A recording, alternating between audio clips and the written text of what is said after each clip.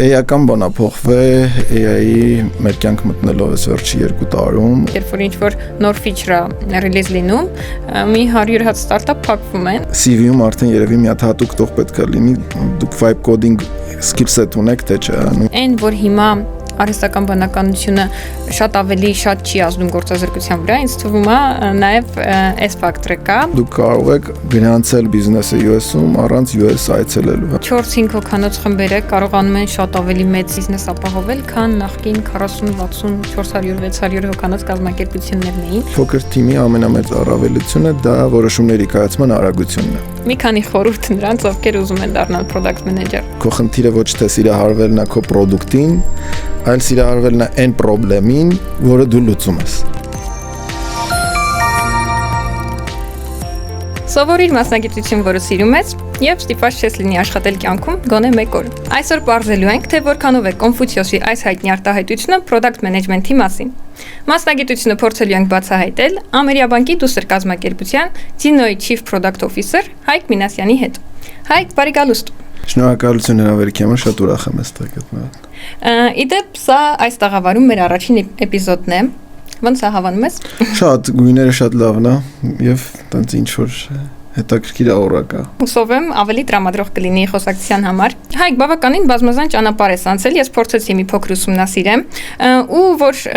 ի սկզբանե ուզում էի հասկանայի, թե ես ինչ պատկերացումներ ունեմ պրոյեկտ մենեջմենթի, product management-ի մասին, ինչ որ տեսական բաներ էին գալիս մտքից, հետո որ զանգեցի քեզ հրավիրելու ոդկասթի, մի քիչ խոսեցինք ու դու վերջում ինձ ասեցիր, դե լավ, հիմա մեր ամբողջ խոսակցությունը սամափարա ու WhatsApp-ով ուղարկի։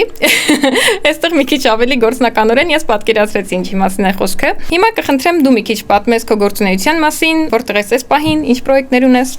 Շատ բարի։ Ես հիմա Ձինո ընկերության, որ ինչպես դու նշեցիր, Ամերիաբանկի դուստր ընկերության Chief Product Officer-ն եմ, եւ մենք արդեն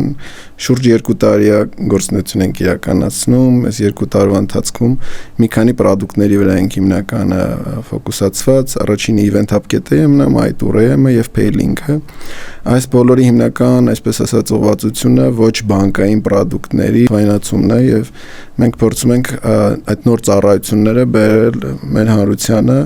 եւ ամենակարևորը ավելի հասանելի դարձնել։ Օրինակ, Event Hub-ը ticketing պլատֆորմա է, որտեղ մենք հասարակությանը բերում ենք նոր experience, որտեղ մարդիկ կարող շատ ավելի հեշտ եւ լավ ֆինանսական գործիքներով ticket-ներ ձեռք բերել։ MyTour-ը փաթեթների մասին է, այսինքն մարդիկ կարող են մեր պլատֆորմի միջոցով travel փաթեթներ ձեռք բերել, իսկ Paylink-ը արդեն գործիք է, որը հնարավորություն է տալի բիզնեսներին լինքերի միջոցով հավաքագրումներ իրականացնել, բայց սա այսպես կոչված ընդհանրապես մեր պորտֆոլիոյի դեռ սկիզբն է, այսինքն մեր նպատակը մի շարք այլ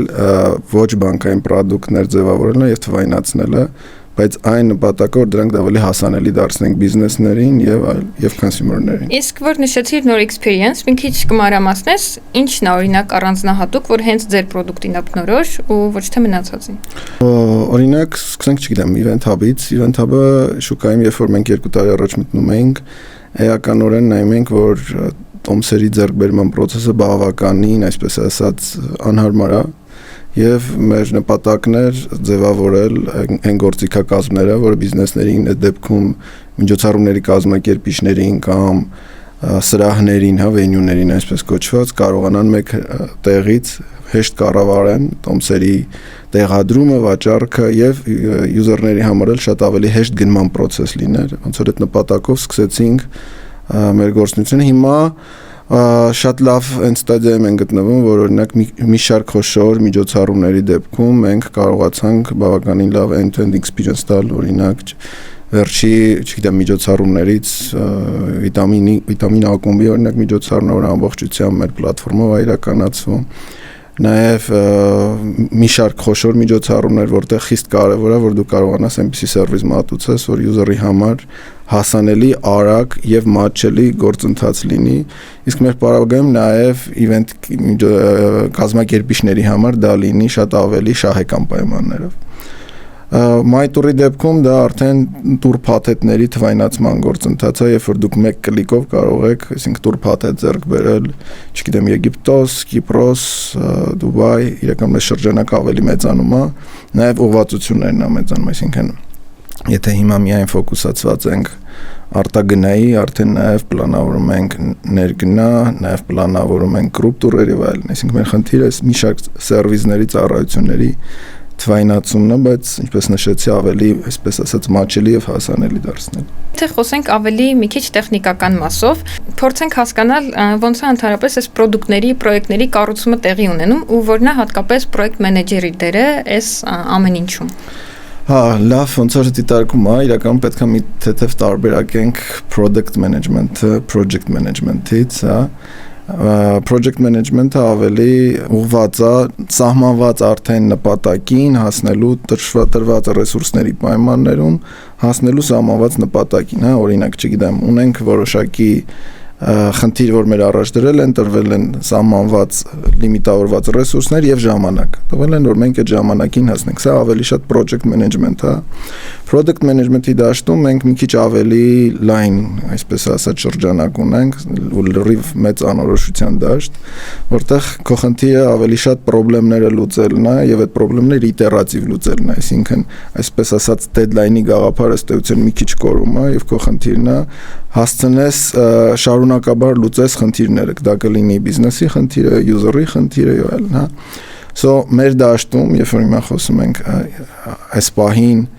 մեր ներկա ֆոկուսին, մենք ավելի իրականացնում ենք product management, հա, այսինքն մենք ունենք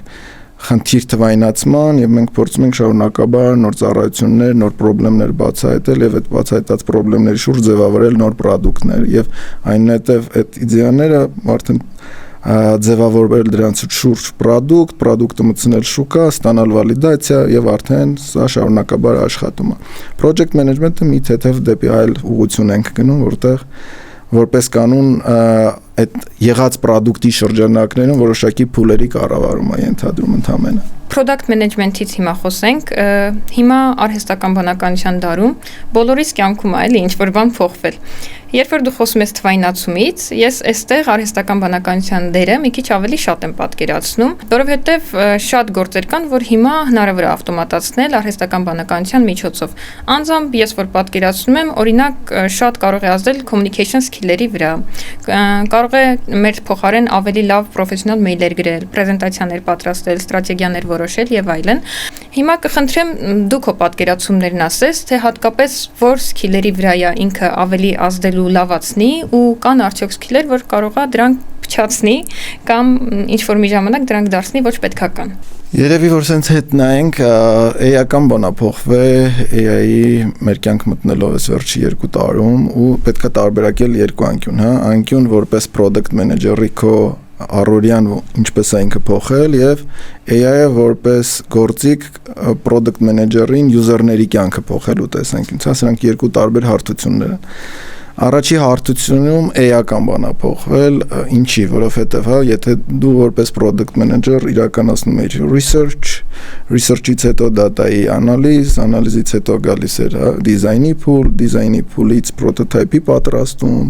prototype-ից հետո այսպես կոչված որոշակի վալիդացիա, հետո նոր արդեն core development, նոր go to market։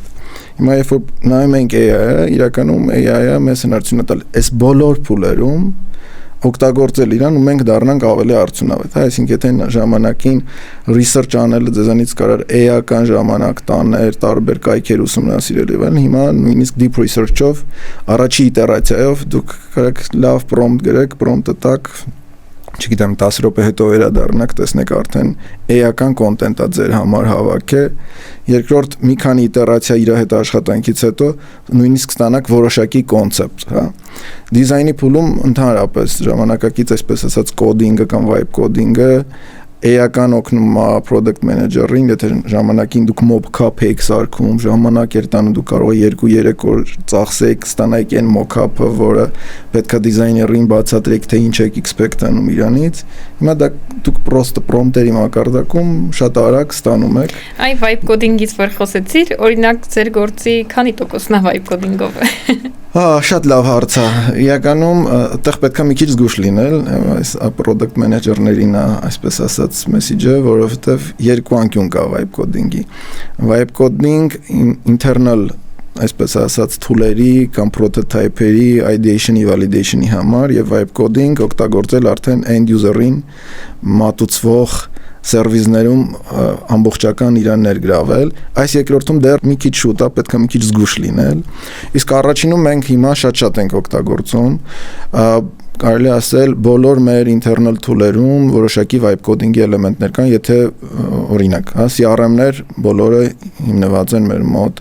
vibe coding-ին։ Երկրորդ մենք ունենք, եթե նախկինում օրինակ Mailchimp էինք օգտագործում, մեյլերի ուղարկման, որը բավականին տենց թանկ սերվիս էր, մենք հիմա մեր ներքին, այսպես ասած, email-ing պլատֆորմն ենք սարքել, որը շատ ավելի customized է եւ շատ ավելի match-ելի է մեր համար ստացվում։ Մի շարք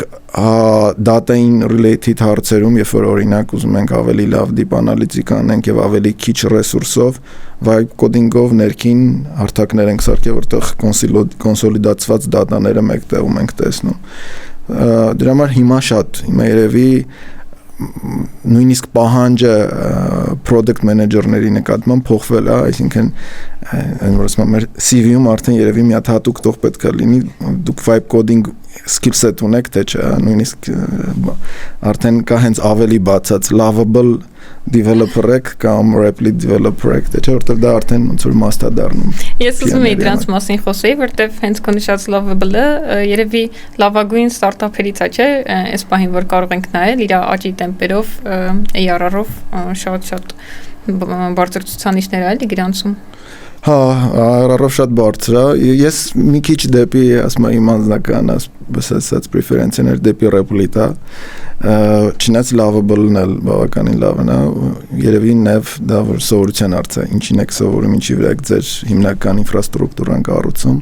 Հիմա մեր մոտ Replit-ը բավականին տենց մեծ usage ունի ու նույնիսկ փորձում ենք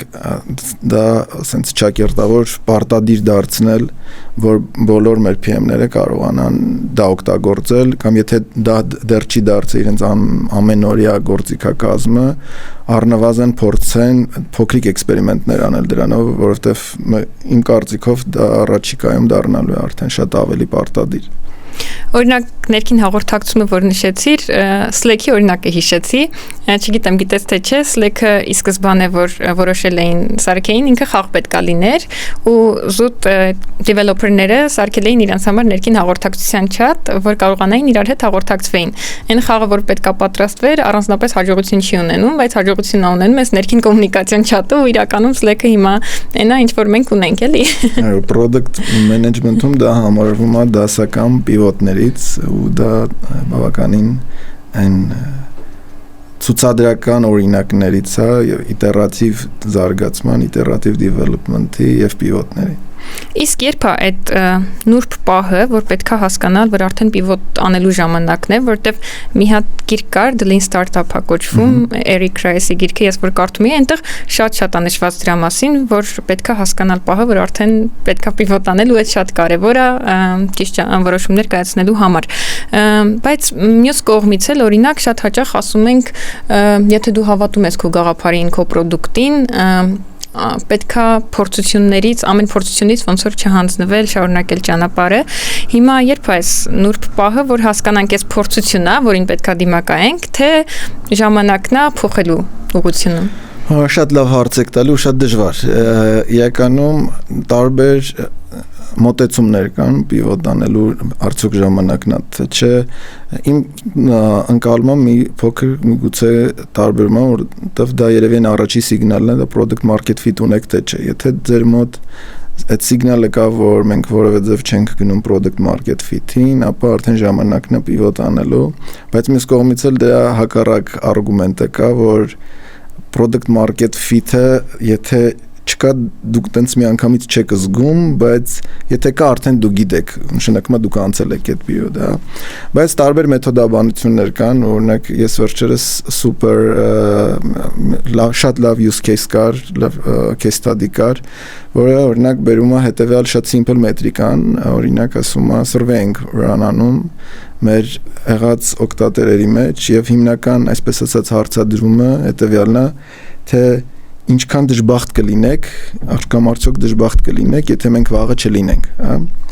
Ու ստանում ենք ինչ-որ, այսպես ասած, percentage քանի հոգին է դա, հա։ Ու եթե 40%-ը մենք, ես փորձում եմ շատ բարձրացած այսպես կոնցեպտը ներկայացնեմ, մեր նպատակն է նա, որ 40%-ից բարձրը դժբախտ կլինի, եթե մենք չլինենք, հա, եթե մենք այդ թվին հասնում ենք, նշանակում է մենք ճիշտ ճանապարհի վրա ենք product market fit-ի եւ կան մեթոդաբանություններ, թե ենթադրենք 20%-ը, ապա մենք ոնց դա հասցնենք։ Եթե մի քանի իտերացիա տարբեր փոփոխություններով product-ի մենք այդ թիվը չենք կարողանում բարձրացնենք, դա ձեզ արդեն ամենաառաջի, այսպես ասած, ազդանշանն է, որ պետք է մի նոր բան մտածել եւ pivot լինել, եւ pivot-ն էլ իրականում դա չի նշանակում մենք ամբողջությամբ հեռանում ենք product-ից, այլ պետք է հասկանալ product-ի ինչն է աշխատում, որի վրա կարելի է pivot անել, հա, այսինքն pivot չի նշանակում մենք միանգամից market-ից դուրս եկանք, այլ միգուցե ավելի այն feature-ը, որը աշխատում է, դրա vertical-ով ենք խորանում, կամ ընդհանրապես տեսնում ենք, որ մի հատ կոմպլեմենտար բան կա, որը դեռ չկա, որ բերենք ես երկուսով կոմբոյով կստանանք ինչ-որ մի բան, որը այս պահին առնվազն մեր են user-ները, որոնք քիչ թե շատ sticky են մեզ, extra value կտանք, հա։ Դրա համար այդ տեսանկյունից երևի ամենակարևոր բանը, որ տենց եթե simple ասենք, այդ հասնել նրան, որ մեր դուրս գալուց user-ները դժբախտ լինեն եւ այդ մետրիկան չկանենք։ Եթե կոնտեքստից դուրս նայենք, դժբախտությունը ինչքան բարձր է, այնքան լավ է։ Հա, մեր բացակայությունը ավելի ճիշտ է ձևակերպենք։ Sense ստատիստիկա կար նույնիսկ, որ ChatGPT, OpenAI կամ ինչ-որ այլ sense մեծ կազմակերպության կողմից երբ որ ինչ-որ նոր feature-ը release լինում, մի 100 հատ ստարտափ փակվում են։ Այ հիմա ստարտափերի համար հատկապես պատկերացնում եմ էլի, որ շատ դժվար ժամանակաշրջան է այս առումով։ Այ օրինակ դուք ունեք այդպիսի խնդիր թե չունեք քո պրոյեկտներում ու եթե հա ոնց ես պատկերացնում որ ստարտափերը պետքա հաղթահարեն։ Եկեք մի թեթև այն առաջի պնդմանը չհամաձայնվեմ ստարտափերի մասով, ինձ թվում է հակառակը AI-ը սուպեր մեծ հնարավորություններ է բերել հենց ստարտափերին ու AI-ը հակառակը շատ ուժեղ հարվածներ է հասցրել, այսպես ասած, SaaS կոմպանիներին, եւ խոշոր կոմպանիներին։ Շատ հենց օրինակ եկեք գնանք Mailchimp-ին, ինչի մասին խոսում եմ, հա։ Mailchimp-ը տենց շատ ուժեղ դոմինանս ունեցող կոմպանի էր իր emailing platform-ի, բայց AI product-ների գալով նույն Replit-ի, Lovable-ի շատ կոմպանիներ իրանց ներսում սարքում են այդ software-ները եւ ազատում են software as a service payment-ներից։ Երբ որ գնում են feedback հարցնելու, բա ինչ եք մեզանից հրաժարվում, շատերն ասում են, չէ, դուք շատ լավն եք, բայց այդ նույնը մենք մեր մոտ շատ փոքր ռեսուրսներով կառուցել ենք, ել ձեր կարիքը չունենք, հա։ Դրա համար ստեղ այդ հիմնական արգումենտը ոչ թե երևի startup versus corporate, հա, այլ ավելի շատ թե ձեր product-ը ինչքանով կարա AI-ը շատ ավելի easy լինի replicate անելու, հա։ Հիմա եթե հետ գանք մեր դաշտում իրականում մեր նշված պրոդուկտներում AI-ը սուպեր լրացնող է եւ հակառակը հենց մեր կոմպանիին օգնում է լինել շատ ավելի արագ։ Այսինքն 25 թվականին մենք մի շարք ներքին պրոդուկտներ ենք լոնչել, որոնք օգնում են մեր թիմին ավելի արդյունավետ լինել, ավելի data driven լինել, որոնք գլխավորապես AI-ի միջոցով են։ Այսինքն եթե մենք չունենայինք AI-ի այդ գործիքակազմը, միանշանակ այդքան ներդրում չէինք անի այդտեղ, որտեղ ակնհայտ է ստարտափը չունի այդքան ռեսուրս, նշանակում է այս պարագայում մեր համար ինքը enabler է, հա, ու այս ամենակարևոր բանը երևի դժվարությունը ստարտափերին հետևելն է արագությանը, հա, այսինքն շատ արագ են անընդհատ նոր բաներ հասցնում եւ մինչեւ դուք հասկանում եք տեխնոլոգիան ոնց է աշխատում, ոնց է ձեր existing problem-ի մեջ ինտեգրում, գուցե արդեն մեկը այնտեղ այդ խնդիրը շատ արագ 0-ից լուծել է, որովհետեւ միշտ մենք մի թեթև legacy ունենք, հա, այսինքն եթե մի բան արդեն սարքել ենք, այդ սարքածի վրա նոր բանը բերելը ավելի ժամանակատար է, քան թե դա 0-ից build անել։ Դրա համար մեր տեսանկյունից ի ուրախություն մեզ ինքը enabler-ը ավելի շատ, քան թե որևէ տեսակի ռիսկ ապառնակ։ Իդեպ, եթե մինչև այս պահը դեռ նայում ես զրույցը, առաջարկում եմ հենց հիմա բաժանորդագրվել, եթե իհարկե դա արդեն չես արել։ Եվ կարող ես սեղմել նաև զանգակի վրա, որպեսզի հետագա վիդեոները նույնպես բաց չթողնես։ Ես նաև պատկերացնում եմ, որ արհեստական բանականության միջոցով շատ բաներ կան, որ հնարավոր է ավտոմատացնել։ Ու շատ դեպքերում խնդիրը ոչ թե տեխնիկական է, որ տեխնիկապես ամեն ինչ երևի հնարավոր է ավտոմատացնել, խոսքս հիմնականում կրկնվող բնույթի գործերի մասին է, բայց շատ հաճախ հիմնական struggle-ը ինտեգրացիաներն են։ Օրինակ, օրենսդրության հետ կարող են ինչ-որ խնդիրներ լինեն, regulation-ների, IT security-ի հետ կապված, privacy-ի հետ կապված կարող են խնդիրներ լինել ու ավելի մեծ բարիեր երբեմն այս ինտեգրացիաներն են առաջացնում ու այն, որ հիմա արհեստական բանականությունը շատ չի ազդում գործազրկության վրա, ինձ թվում է նաև այս ֆակտորը կա։ Դու օրինակ ոնց ես պատկերացնում, այս գործընթացը ավելի երկար կտևի քո կարծիքով, թե ինչ որ ավելի կարճ ժամանակում կտեսնենք ավելի շատ ավտոմատացումներ։ Որ միանշանակ կտեսնենք մի շարք ավտոմատացումներ եւ շատ արագ, ինձ թվում է դա արդեն անհերքելի է, հենց օրինակ վերջերս, չգիտեմ, OpenClaw-ն օրինակ բավականին տենց շատ արագ տարածվում է, ինքը շատ ցենց եթե պարզ ասենք, ինքը հնարություն է տալի ձեր մեքենան, ձեր համակարգիչը դարձնել եւս մեկ աշխատատեղ, որը առանց ձեզ անընդհատ 24/7 աշխատի։ Դուք պրոմպտերի սկզբանը տաք, բայց առանց ձեր էքստրա ինսայթ տալու ինքը շարունակաբար աշխատի։ Հա, այս նշանակում է դուք կարող ունենաք ձեր, չգիտեմ, 5 հատ ասիստենտ, որ ամեն մեկ ինչ որ գործողություն անի, ու հենց ձեր personalized, հա։ Այդ նշանակում է մենք եթե ստեղ կարենանք ճիշտ դատայի հիման վրա մեր ճիշտ process-ների վրա ավտոմատացումներ դնել, էական մենք արդյունավետ կլինենք եւ ժամանակ կխնայվի։ Իհարկե որևէ դաշ չեմ տանում security-ին, որտեղ այդտեղ մի շարք հարցեր կան, ինչքան ազատություն իրան տալ, արդյոք բրաուզերում սահմանափակել իրան, ինչպես սահմանափակել, որ ավել գործունեություն չիրականացնի եւ այլ։ Այս ոնց որ մեկ angle, երկրորդը ինչ կբերի AI եւ ավտոմատացումը ինձ թվում է 3 կարևոր sense հետևանք, հա, կարա լինի։ Առաջինը, որ մի շարք մենք արդեն տեսնում ենք, մի շարք 1-2 հոգանոց unicorn-ներ կձևավորվեն, մի շարք չէ, շատ, որովհետև ստացվում է, որ դուք 1-2 հոգով կարող եք, այսինքն company սարքել, problem լուծել, ու դա տենց էականորեն կազդի աշխատաշուկայի վրա։ Երկրորդ, մենք ակնհայտ տեսնում ենք, որ ծրագրավորման շուկան որոշակի տրանսֆորմացիայի ենթարկվում, հա, եթե դնենք AI developer-ի rank-ը էական բարձրացրել, այսինքն 3 տարի առաջ AI developer-ը տենց շատ junior, գուցե intern-ի մակարդակում էր, հիմա տենց նույնիսկ տենց տարբեր գնահատականներ կան, թե top որ երրորդ տեղում է գտնվում, բայց միանշանակ էլ junior չի, հա, այդ նշանակում է էական շուկան փոխում է։ Եվ երրորդ կտորը, որը AI-ականորեն դա փոխելու է գործերի, այսպես ասած, տրանսֆորմացիա կլինի, հա, մոդերացիայի դերը կավելանա շատ ավելի, security-ի դերը կավելանա, դրա համար ոնց որ դա բավականին տենց էական կփոխի աշխատաշուկան։ Այստեղ երևի ամեն մեկս մեզ պետք է որպես ինչ-որ պրոյեկտ դիտարկենք ու հասկանանք ճիշտ ժամանակը, երբ պետք է փոխել ուղղությունը կամ հարմարվել աշխատաշուկայի փոփոխություններին, էլի պահանջներին։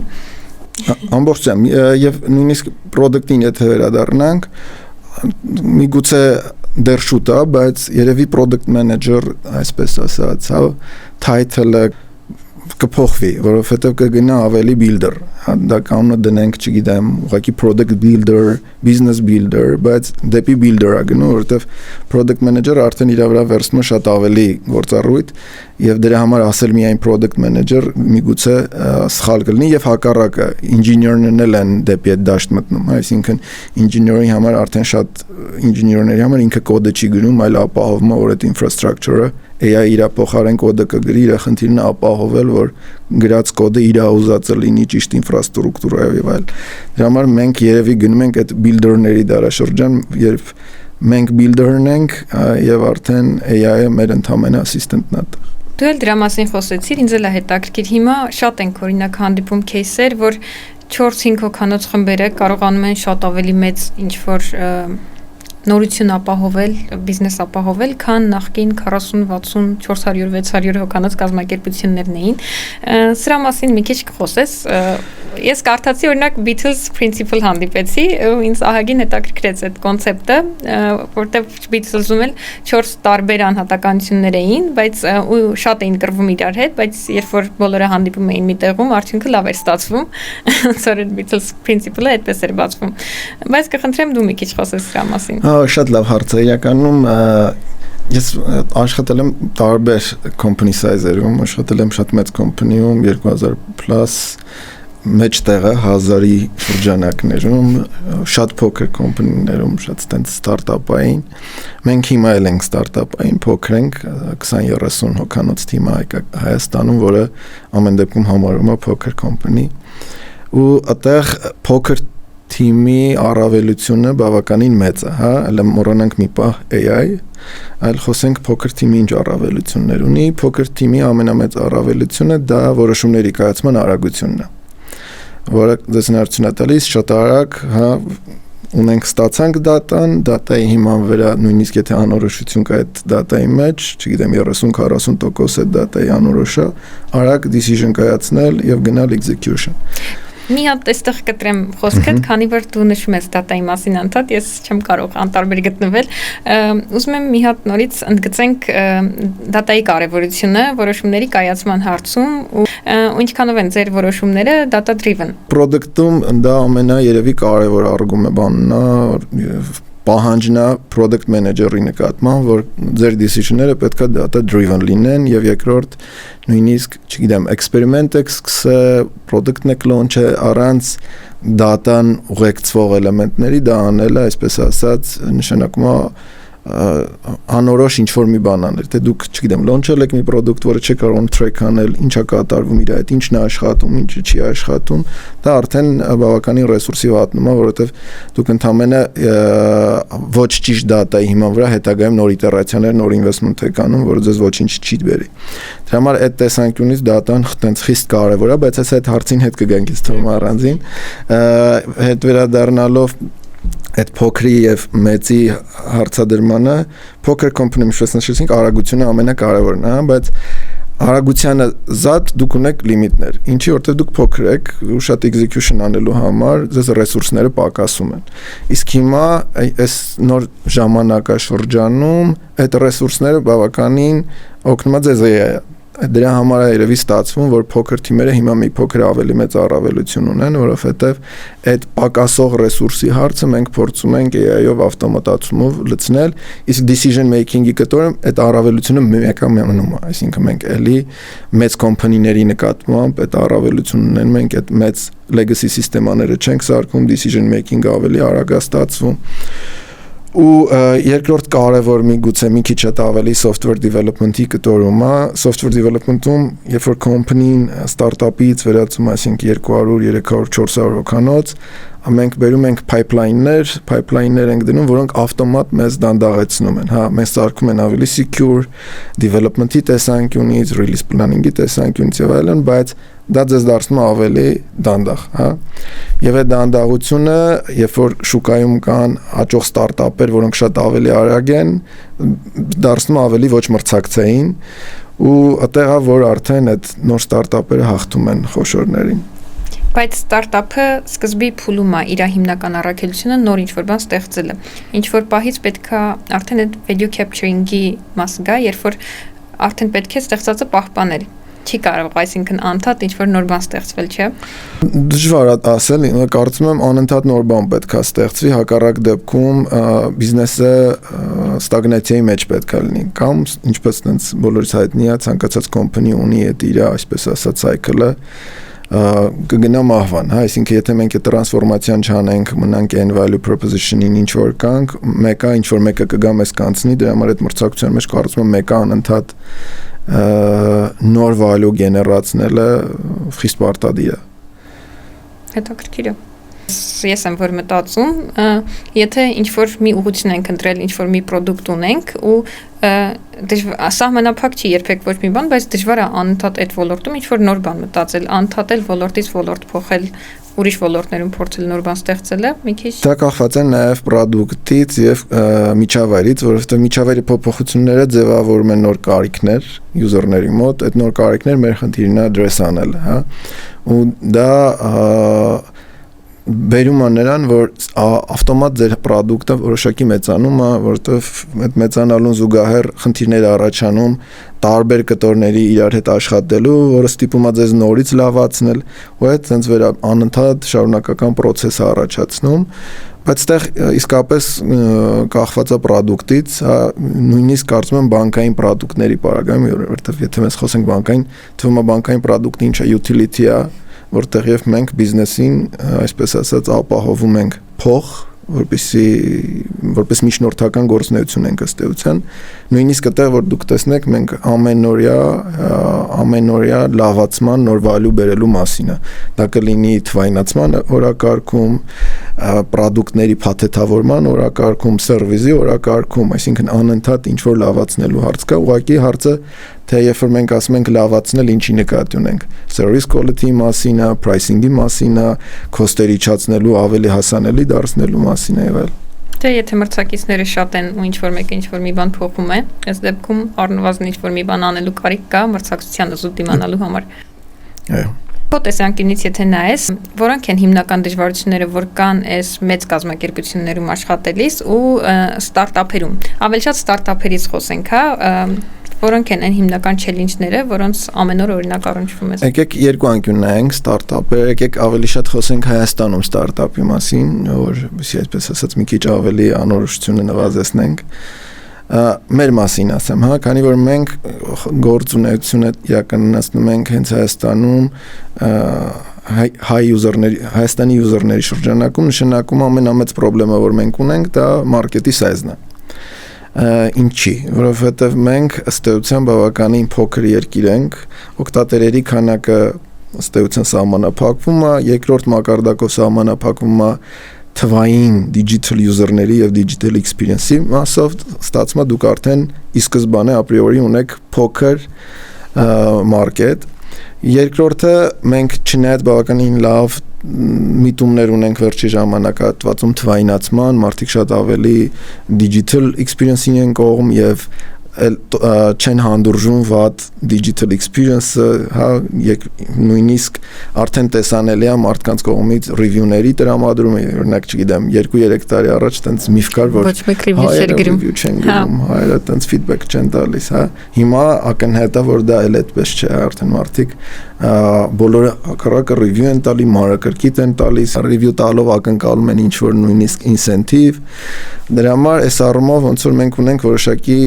իրականություն մեզ մոտ, որ ունենք փոքր շուկա եւ դեպի դիջիտալը գնացող հասարակություն։ Դրա համար ստեղ ոնց որ պետք է գտնենք այդ այն պրոդուկտները, որոնք փոքր շուկայի պարագայում կարող են աշխատել, հա։ Ու դա բերում է նրան, որ միգուցե շատ նիշ պրոդուկտներ, որոնք, չգիտեմ, մեծ մարքետում կարող էին աշխատել, Հայաստանում դա դժվար է աշխատի, որովհետեւ փոքր մարքետում մի հատ էլ նիշ պրոդուկտ, արդեն դուք ավտոմատ սահմանափակվում եք, հա։ Դրա համար ստարտափերը կամ ես մեր կոմպանիի վրա ասեմ, մի քիչ մտածում ենք դեպի այն կողմերը, որոնք նիշ չեն, դեպի մասսովյան, որպեսզի կարողանանք հա այդ մարքետի խնդրը լուծել, եւ երկրորդ խնդրը իրականում դա սերվիսների հասանելիությունն է, այսինքն կլինեն դա ինչ որ API-ներ, որոնք թվայնացման օրակարգում ձեզ օգտակար կլինեն, դուք կարողանաք լինեն, որպեսզի միացնեք ձեր պրոդուկտին, հա, պայմանական ասեմ, հա, մենք, չգիտեմ, MyTour-ի օրինակով գնանք, դուք ուզում եք համագործակցել բոլոր տուր օպերատորների հետ։ Արդյոք տուր օպերատորները թվային են այնքան, որ դուք իրենց տուր փաթեթները վերցնեք, ձեր մոտ տեղադրեք ու ստանաք այդ marketplace-ը։ Դեռ ոչ, ստիպվածին չեք անում, ձեր վրա էքստրա ինվեստմենտ է գնում, այդ թվայնացման օրակարգում անընդհատ աշխատանք, իրանց հետ համատեղ միգուցե, որպեսզի այդ թվայնացման հարցը լուծեք եւ կարողանաք այդպիսի ծառայություններ բիլդ անել։ Կարող է մի քիչ ավելի փիլիսոփայական է հարցը, բայց չունենք ինչ որ առաքելություն դարձնելու հասարակությանը ավելի դիջիտալ։ Օրինակ, որովհետև թեկուզ բիզնեսի տեսանկյունից եթե նայենք, այդ մեզ պետք է, որ մարդիկ լինեն ավելի դիջիտալ, օգտվեն մեր ծառայություններից։ Ամբողջությամբ եւ մեր հենց առաքելությունը դա իրականում, դրա համար մենք այն պրոդուկտներում, որտեղ կանք կամ product չասեմ, այն ուղղություններում որտեղ մենք կանք, մենք փորձում ենք այդ թվայնացման օրակարգը լցնել հենց գործիքակազմով։ Օրինակ, մենք եկեք տենց պարտներների անուններ չհայտարարեմ, բայց նույն իվենթների ինդուստրիայում մենք արդեն 5-6 պարտներների մոտ իրանց կայքերի, այսպես ասած, թվայնացում ենք արել։ Երբ որ մենք մեր engine-ը ձևավորած փորձել ենք տեղադրել իրանց մոտ ստանալ այդ ագրեգացված համակարգը, որովհետև մեր համար դա հենց այն ամենակարևոր միշնն է, որ մենք անենք։ Իհարկե սա, այսպես ասած, հասարակական հիմունքներով գործունեություն չի, win-win գործունեություն է այդ venue-ների հետ, բայց հենց մեր նպատակը թվայնացման օրակարգն անելն է, իսկ end user-ի տեսանկյունից, եթե մենք տանում ենք թվայնացում, վերջնական արդյունքում ծառայությունները իրենց համար ավելի հասանելի են դառնում։ Դրա համար ոնց որ ինչպես սկզբում էի նշում, մեր համար հենց նպատակը թվայնացումն է, եւ որ ծառայությունները ավելի հասանելի լինեն մեր օգտատերերին։ Իսկ քո ամենասիրած product-ը որն է այս բոլորից։ Այսօ դժվար ասել, ոնց որ նույնիսկ կարծում եմ դա այն հարցը դու ոնց որ ասես ծերներից այդ որ մատնես, որովհետև այդ 3 product-ը, որը մենք աշխատում ենք, հիմա ամեն մեկը տարբեր խնդրեմ է լուծում, ամեն մեկը տարբեր, այսպես ասած, հասունության մակարդակում է գտնվում իրանց challenge-ներով, դրա համար յուրովի ամեն մեկը ինչ որ իր տեղն ունի, բայց ասում են product manager-ը պետք է մի քիչ զգուշ լինի իր product-ը սիրելուց, որովհետև այդ biased չպետք է լինես, պետք է կարողանաս ճիշտ իրան վերաբերել այնպես որ դա դու խնդրեմ ես լուծում, ոչ թե սիրահարվես քո product-ին, այդ մի քիչ շատ տենց։ Եթե սիրահարվես, երևի օբյեկտիվ չես կարողանա լինել ինչ-որ հարցերում։ Դու պետք է սիրահարվես խնդրին, այսինքն տենց այսպես ասած product management-ում հենց կարևոր ռոլերից մեկն է, որ քո խնդիրը ոչ թե սիրահարվելն է քո product-ին, այլ սիրահարվելն է այն խնդրին, որը դու լուծում ես, որտեղ միգուցե քո product-ը դեռ հələ չի լուծում այդ խնդրը, դրա համար դու պետք է սիրես այդ խնդրը, որ անընդհատ գտնես ուղղություններ այդ խնդրը լուծել։ Երբ որ սկսում ես ինչ-որ product, ինչ-որ սկզբունքներ չէ, կամ որոնց դու պետք է պահես այդ սկզբունքները product-ի ամբողջ ընթացքում։ Ու նաև ունենք process-ներ, որոնք երբեմն իրար հակասում են process-ներն ու սկզբունքները։ Ինչ ես կարծում, որն է քո դեպքում ավելի կարևոր, էլի հնար վրա թույլ process-ներով, բայց ուժեղ սկզբունքներով հաջողել, կամ հակառակ տարբերակով չլինեն սկզբունքները, բայց process-ները շատ ավելի ուժեղ լինեն։ Երկուսները իրար լրացնում են։ Օրինակ, չգիտեմ, իմ կարծիքով, դուք առաջինը պետք է այդ ֆունդամենտալ սկզբունքները սահմանեք, հենց ձեր company-ի ներսում, ձեր product թիմի ներսում, որ սա մեր ֆունդամենտալ սկզբունքներն է այս պահի դրությամբ, հա, որտեղ դա կարա շարունակաբար փոխվի ինչ որ այդ этаպներում, որովհետև դուք ավելի, չգիտեմ, հասուն փուլ եք մտել, այդ սկզբունքները մի քիչ ուրիշ լինի, հա, օրինակ, մենք սխալվելու նկատմամբ տոլերանտ ենք, ենթադրենք, հա, օքեյ, ժողովուրդ, եկեք մի քիչ ավելի բագերի նկատմամբ ավելի բարձրացնեմ, տոլերանտ լինենք այս փուլում։ Հասանք այն հասունությանը, որ մեր product-ը այնքան հասուն է դառել, որ ամեն վայրկյանում այնտեղ մենք ունենք 100-ից ավել օգտատերեր, դրա համար ժողովուրդ դրա նկատմամբ այդքան էլ զգայուն չենք, դրա համար այդ սկզբունքը փոխվում է, որ հարագությունը կարևոր է, բայց ամենակարևորը որ user-ներին բացարձակ լավ որակի product տանք։ Դրա համար ոնց որ առաջի ոնց որ փուլը պետք է այդ սկզբունքները լինի ու նոր դրա շուրջ ձևավորել process-ները, ու ես կարծում եմ մի քիչ դա միֆ է, որ ստարտափերը ասում ենք, որ տենց process-ներ չունեն, այլ ստարտափերում եւս process-ներ կան, այլ բան, որ այդ process-ները շատ ավելի ճկուն են, շատ ավելի դինամիկ են, այսինքն մենք ընդհանցակարգ կանոնակարգ չենք գրում դրա համար, այլ դուք ունեք ինչ-որ ներքին պայմանավորվածություն, որ այո, սա է մեր այս պահի process-ը, 2 շաբաթ հետո, գուցե մի շաբաթ հետո դա նորից փոխեք, խմբագրեք, հա, բայց առանց այդ սկզբունք process-ի կարծում եմ այդ շարունակական աճ չի լինի։ Այդ սկզբունքները ինչքանով են բնորոշ, ինչքանով են անդրադառնում քո կյանքին ու ինչով է այս մասնագիտությունը քեզ օգնում կյանքում։ Շատ է կյանքում ինքը տենց ազդեցություն թողում են ձեր բերած այդ պրիմիտիվ օրինակը, որ WhatsApp-ում ենք խոսեցինք, ես ասում եմ, այդ սամոպ կանես, որ ես տենց իմ մոտ սենց կառուցված կային նստի։ Այդ կյանքում բերեմ ավելի լավ տենց օրինակ, երեխաների հետ օրինակ տենց այնտեղ շատ է կիրառվում, օրինակ, չգիտեմ, այս task-ի մակարդակով, որ այս task-ն է, այս reward-ն է, այդ reward-ը սենց կարաս օգտագործես եւ այլն։ Ինձ թվում է դա ընդհանրապես դառնում է այսպես կենսակերպ, որովհետեւ եթե դու ոնց որ քո համար build անելը կենսակերպը եւ այդ build անելուն դու ունես process-ներ, սկզբունքներ, դա ավտոմատ տենց մտնում է առօրյա կյանք։ Ուղղակի եթե product-ի դեպքում fail անելը ինչ ավելի արդարացված է կյանքում երևի չէ։ Այնտեղ սկզբունքները դրա համար մի քիչ ուրիշ է լինում, դրա համար այսպես ասած արագությունը փոփոխությունների մի քիչ ավելի ուրիշ է լինում, բայց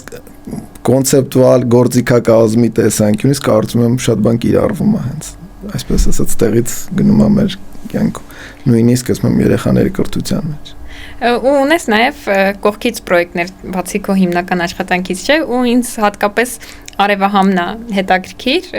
հյուրատուն Ստեփանավանում։ Այս միտքը ոնց առաջացավ քո մոտ ու որտեվ ինքը tech պրոյեկտ չի էլի,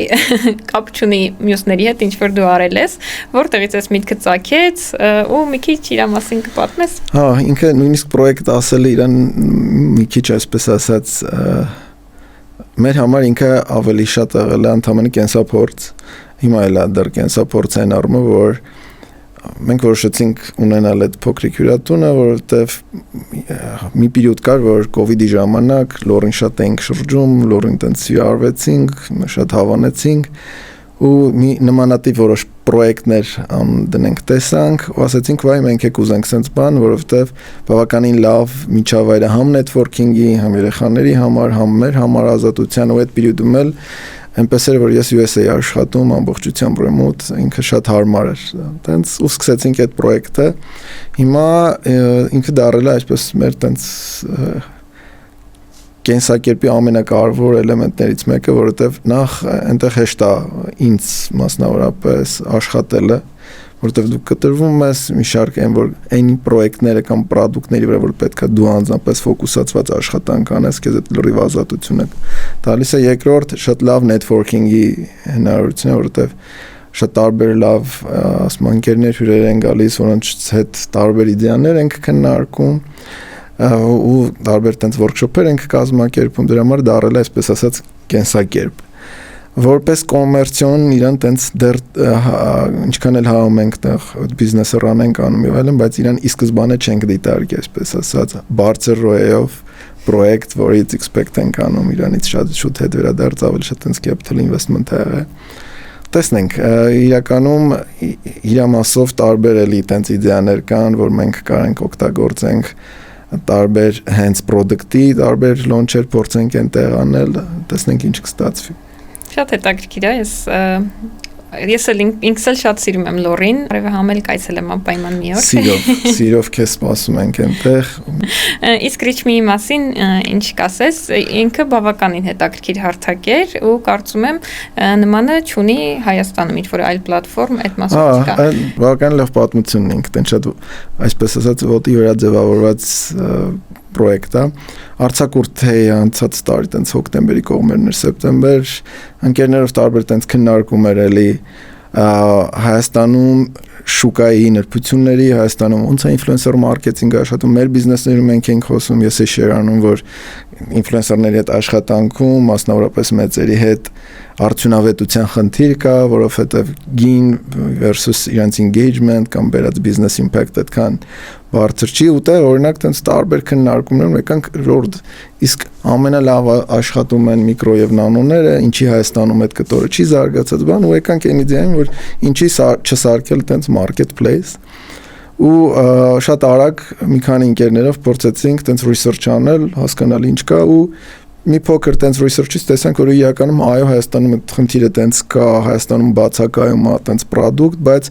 դրսում բավականին տարածված, մասնավորապես US-ում տարածված product-ներ կան, նույնիսկ հայկական ծագմամբ product կա, viral mango-ն, որը տենց բավականին լավ նույնիսկ result-ներ ունի ու որոշեցինք շատ արագ փորձել տեսնել ոնց կաշխատի մեկ շաբաթում իրան build ենք արել հենց էլի vibe coding-ով բավականին տենց լավ արագ ստացվեց ու առաջի փուլում ստացվեց որ շատ արագ կարեցանք մոտ 500 ինֆլուենսերներ գրանցվեցին բիզնեսների կողմից էլ բավականին մեծ engagement ունեինք եթե չեմ սխալվում արդեն ավելի քան 400 բրենդեր գրանցվել են ակտիվ ու միջին օրական 3-ից 4 կամպեյներ են սարքում, բայց փորձում ենք իրան հիմա պահել այսպես ասած bootstrap, ինք առանց funding-ի, ինքն իրան օրգանիկ փորձի աճել, որովհետև ստեղ հենց այն կեսն է, որ երևում է այս product sense-ով եւ data-ով երևում է, որ ինքը ինչ որ խնդրեմ լուծում է ու հա կարիքը կա որովհետև օրգանիկ ինքը աճում է, այսինքն մենք ընդ առանց որևէ մարքեթինգային, առանց որևէ business development effort-ների տեսնում ենք օրգանիկ աճ տեսնենք թե իրան ինչ ուղղությամբ կարելի է տանել, որովհետև տարբեր տենց ճանապարհներ կա դեպի UGC ուղղություն տանել, user generated content-ի ուղղություն տանել եւ փորձել այդտեղ monetization անել, բայց ամենակարևորը եւ հետաքրքիրը այդ այն կտորն է, որ այն ինչ որ իր մասով ստացվել է, բավականին replicable է, որ մենք ցանկացած նույն բանը տանենք, ընդամենը localization-ը փոխենք այլ երկրի, կաշխատի, այսինքն նույնիսկ տենց այդ մեր ընկերներից մեկը բավականին տենց push անում, որ տանենք օրինակ launch-ենք Վրաստանում, որտեղ բավականին էլի մեծ կա պոտենցիալ Ղազախստանում ու դրա նաև լավ կտորն է, որ ինքը որպես ստարտափ բիլդ արված ամբողջությամբ Stripe-ի վրա, այսինքն իր payment սիստեմաները եւ այլն ամբողջությամբ սարքած այնպես, որ կարողանանք շատ հեշտ մի երկրից մյուս երկիր տանել, տեսնենք թե իր հետ ինչ կստացվի, բայց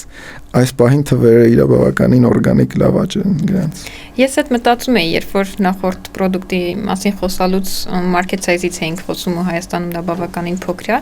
եթե product-ը թույլ տալիս է, հիմա հնարավորությունները առավել եւս թույլ տալիս են էլի տեղափոխվել այլ երկրներ, նույն product-ը տարածվի նաև մյուս երկրներում, անկախ նրանից մենք գտնվում ենք այդ երկրում թե չէ, product-ը հանգիստ կարող է աշխատել ուրիշ երկրում։ Միանշանակ, ու այդտեղ խնդիրը ոնց որ մեր mission-ի մեջ է, այսինքն օրինակ մեր դինոյի մեր mission-ը դեպի հենց նպատակ չունենք էլ ստացած product-ը կամ տարածել այլ երկիր, դեռևս գլխավորապես մեր օրակարգում թվայնացման մասն։ Իսկ ինչ որ reach-ին ի սկզբանե բական լավ կետի եք գտնում, որ մենք ի սկզբանե իրան նույնիսկ American company է գրանցվել։ Այսինքն թիմը լինելով ամբողջությամբ այստեղ, հիմա ժամանակակից պայմաններում դուք կարող եք գրանցել բիզնեսը US-ում առանց US այցելելու, հա։ Դրա համար չգիտեմ, Delaware-ում գրանցում ենք այդ company-ին, կարողանում ենք մեր կուրիում հաշիվ բացել, այդ հաշիվ բացելու հիմա վրա Stripe-ում գրանցվել, ու ստացվեց, որ դուք կարողացաք Հայաստանում startup build անել ու run անել, չգիտեմ, US company, US market-ի համար։ Այսինքն այս մասով սարսափելի մեծ հնարավորություններ կան ու հիմա երևի դժվարը ոչ թե build անելն է company-ին, կոդ գրելն է, այլ գտնել այն խնդրեմը,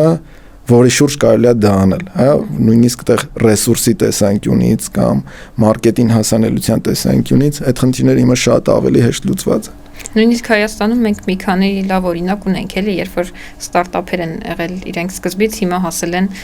unicorn կամպանիաներ կան ու ամբողջ աշխարհում են այդ product-ները օգտագործում, որոնք ուղղակի ստեղծվել են Հայաստանում։ Այո, Pixar-ը մասնավորապես։ Հա։ Հիմա կխնդրեմ, ասես թե ինչ է պետք լավ product manager դառնալու համար։ Մի քանի խորհուրդ նրանց, ովքեր ուզում են դառնալ product manager։ Եթե գանք նաև քո հաղորդման անկյունից, պետք է սիրել դատան, որովհետև product manager-ը առանց դատան սիրելու, առանց դատայից բխող ինսայթները վերցնելու չի գնա դեպի բիզնես, չի գնա դեպի product։ Երկրորդը իրականում սրանք կարան հակադարձեն մի շարք PM-ներ, որովհետև կախված է թե ինչ product-ի մեջ եք, բայց իմ տենց սուբյեկտիվ կարծիքով խիստ կարևոր է այդ business sense-ը, այսինքն product manager-ը պետք է կարողանա այդ business sense-ը ունենալ, որ տեսնի, այսինքն այդ business pillar-ից կարողանա հասկանա, եւ երրորդ կտորը լինի բավականին user-ների, այսպես ասած, user-centric իր mindset-ով ուղղված լինի դեպի user-ը, հա, որովհետև եթե նախկինում մենք խոսեինք, այսպես ասած, ստանդարտ product-ի pillar-ներին, 3 pillar կար՝ technology, user experience եւ business։ Հիմա technology-ի մասը բավականին գնացել է առաջ եւ ձեզ այդքան շատ technical knowledge չի պահանջվում, բավականին տեխնոլոգիաները եւ նույն AI-ական գործիքակազմը դες շատ հանրամատչելի ամեն ինչ տրամադրում են, մենք ընդհանրապես դրա սպառողն ենք լինում։ Դրա համար акցենտը գնում է դեպի այն երկուսը, այսինքն դուք լինեք business focused եւ լինեք դեպի user focused, որ գտնեք user problem-ները, որը business դառնալու պոտենցիալ ունի։ Ինչ առարկա լավ սովորեն, որ ավելի հեշտ հետագայում իրանց տրվի այս մասնագիտությունը։ Ես միշտ բոլոր դեպքում ասում եմ մաթեմատիկա։ Իրականում, հա, մաթեմատիկան խիստ կարևոր է։ Ինձ թվում է մաթեմատիկա, բայց կարծում եմ հիմա ամենակարևորը, որ երեխաներն ունենան այդ curiosity-ն, հա, այսինքն այդ հետաքրքրվածությունը անընդհատ ինչ որ մի բան փորձելու, որովհետև առարկաների նույնիսկ ինձ թվում է տրանսֆորմացիա կլինի, բայց եթե մենք երեխաների մեջ այդ curiosity-ն դնում ենք, որ explore արեք, մի բան նորը սովորեք, բացահայտեք, ձեր ուզածը կգտնեք այդտեղ, դա հնարություն կտա իրենց շատ ավելի դեպի product գնալ, որովհետև product-ը ըստ էության այդ curiosity-ն պետք է ունենա, եթե դու curiosity չունեք, չեք կարա գնալ problem գտնեք, այդ problem-ից business-ի opportunity գտնեք, հետո գնաք ճիշտ solution design անեք եւ այլ։ Կնշես ինչ որ շատ տպավորիչ product պարտադիր չի Հայաստանում, թեկուզ ամբողջ աշխարհով եթե նայենք, որ իր աճը կամ այն հարցը, որը ինքը լուծել է, այն խնդիրը, որը լուծել է, քո համար իրոք տպավորիչ է եղել ու նույնիսկ օրինակելի, որ կարելի է դրանից օրինակ վերցնել։ Եկեք շատ հեռու չգնանք, հենց ասենք նույն lovable-ին եկեք նայենք, հա, այսինքն Replit-ին lovable-ին, որովհետև 3 տարի առաջ կային էլի AI կոդերներ, բայց որևէ մեկը չէր պատկերացնում, որ մենք կստանանք այսպես end-to-end pipeline, այսինքն մարդ, որը չունի գիտելիք technology-ի մեջ, կկարողանա mobile app սարքել եւ այդ mobile app-ը App Store-ում list անել։ Դա ասենք սուպեր տենց մեծ impact ունի, որտեղ ազատականացնում է շուկան ամբողջությամբ եւ մենք հիմա պետք է սպասենք ամեն օր ինչ որ նոր փոքրիկ product-ներ, որոնք մեր կյանքում փոխում են, այսինքն իմ կարծիքով սա արդեն էական ազդեցություն է մեր կյանքում ու նույն Lovable-ը եւ Replit-ը ինչ ճանապարհով գնացին, ինձ բավականին դուր է գալի, որովհետեւ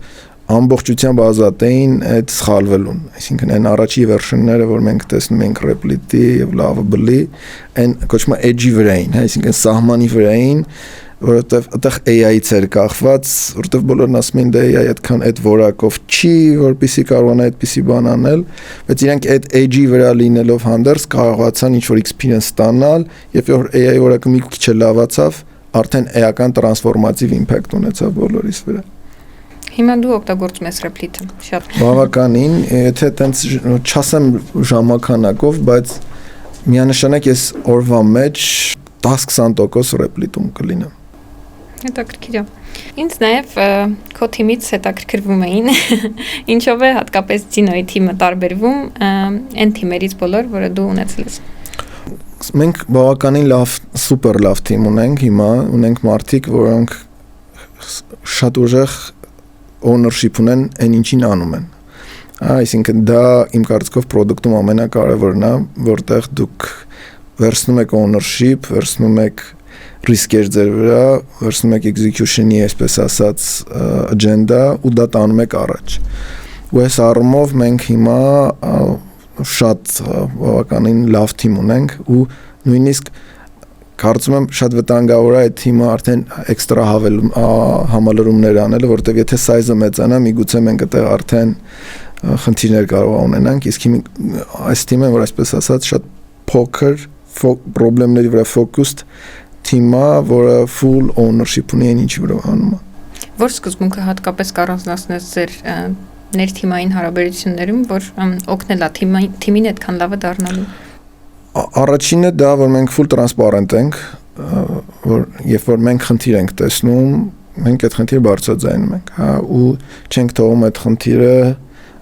այսպես ասած, մնա, հետո քննարկման եւ այլն։ Երկրորդ, մենք փորձում ենք լինել սուպեր ամեն մի խնդրը մի պատասխանատու պետք է լինի, այսինքն բարձրացնում ենք այդ responsibility-ն։ Եթե մենք այս խնդիրը Հայկի խնդիրն է, ուրեմն Հայկ դա պետք է լուծվի, այսինքն չենք էլ թողում, խմբային պատասխանատվության, որտեղ մեր համար փորձում ենք ամեն մի խնդրը դարձնել ինդիվիդուալ, եւ երրորդը, որը երևի ստարտափային է, տարբեր գլխարկներ կրել, այսինքն մենք title-ների, այսպես ասած, ռոլերի մեջ չենք, այսինքն չկա CPO-ի title-ում ես դու պետք է անես XYZ-ը, այլ հակառակը կա այս խնդիրը, որը պետք է լուծես, դու վերցնում ես այդ խնդիրը լուծելու ու գնում ենք անենք, այսինքն այս երեք core պրինցիպները կարծում եմ մեզ հիմա առաջնորդում են շատ ամենօրյա կյանքում։ Շնորհակալ եմ Հայկ հետաքրքիր զրույցի համար։